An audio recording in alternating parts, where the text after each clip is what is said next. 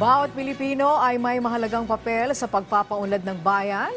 Kaya naman ang mababang kapulungan ng Kongreso, abay ilalapit pa kina Juan at Juana ang mga impormasyong kailangang malaman mula sa pagbuo ng mga batas hanggang sa napapanahong talakayan.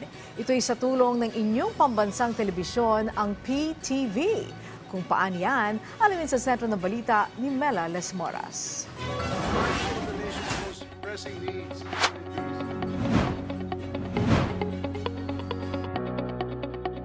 Nais mo bang sundan ang mahalagang aktibidad sa Kamara? Gusto mo bang malaman kung paano binubuo ang isang batas?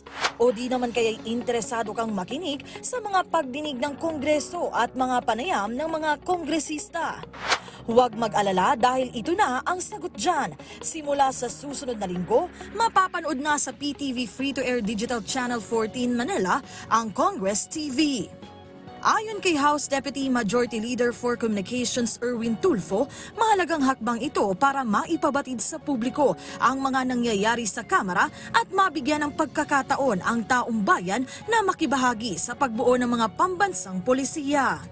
Basically, ito yung coverage ng PTV na i-air sa isang channel ng PTV.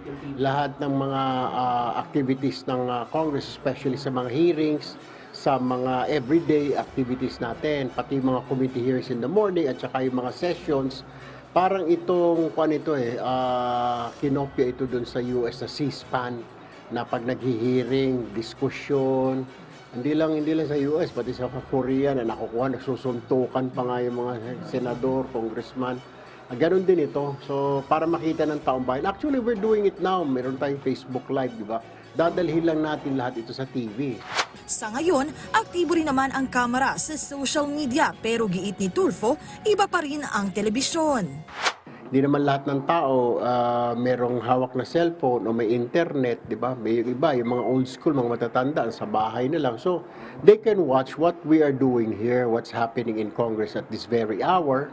Bilang pangunahing state broadcaster, layunin din ng PTV na mas pagtibayin pa ang ugnayan sa pagitan ng pamahalaan at ng sambayan ng Pilipino. Ayon kay PTV Network General Manager Ana Puod, ikinalulugod nilang ilunsad ang Congress TV bilang isa sa mga major project ng network sa taong ito kasabay ng selebrasyon ng ika-50 anibersaryo ng PTV bilang isang broadcast institution.